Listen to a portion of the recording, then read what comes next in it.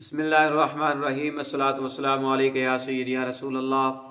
الصلاۃ والسلام علیک یا سیدی یا حبیب اللہ وعلی آلک واصحابک یا رحمۃ للعالمین۔ سیدنا حضرت ابوبکر صدیق رضی اللہ تعالیٰ عنہ کا قول مبارک۔ حضرت سیدنا ابوبکر صدیق رضی اللہ تعالیٰ عنہ نے فرمایا، نبی اکرم نور مجسم رحمت عالم صلی اللہ تعالی علیہ وآلہ وسلم پر درود پاک پڑھنا گناہوں کو یوں مٹا دیتا ہے جیسے کہ پانی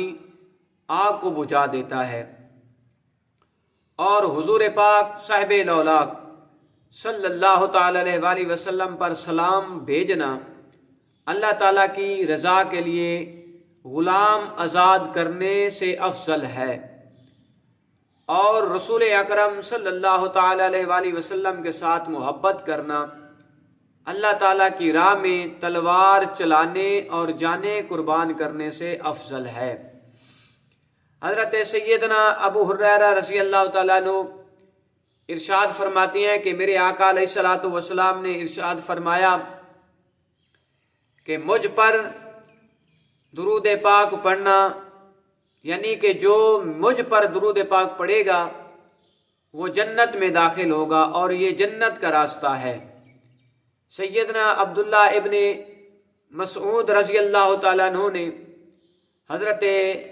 زید بن وہب رضی اللہ تعالیٰ عنہ سے فرمایا کہ جب جمعہ کا دن آئے تو رسول اکرم صلی اللہ تعالی علیہ وآلہ وسلم پر 1000 مرتبہ درود پاک پڑھنا ترک نہ کرو۔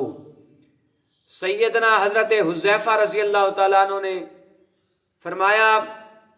کہ درود پاک پڑھنے والے کو اور اس کی اولاد اور اولاد کی اولاد کو بھی رنگ دیتا ہے۔ حضرت سیدنا عمر بن عبد العزیز رضی اللہ تعالیٰ عنہ نے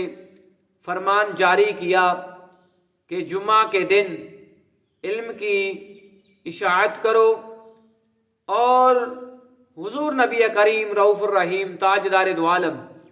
صلی اللہ تعالی علیہ وآلہ وسلم پر درود پاک کی کثرت کرو۔ حضرت وہب بن منبہ رضی اللہ تعالیٰ عنہ کا ارشاد مبارک ہے، فرمایا نبی پاک علیہ الصلوۃ والسلام پر درود پاک پڑھنا اللہ تعالیٰ کی عبادت ہے۔ اللہ تبارک و تعالی ہم سب عاشقان مصطفیٰ علیہ السلام کو درود پاک کی کثرت کرنے کی توفیق عطا فرمائے، آمین۔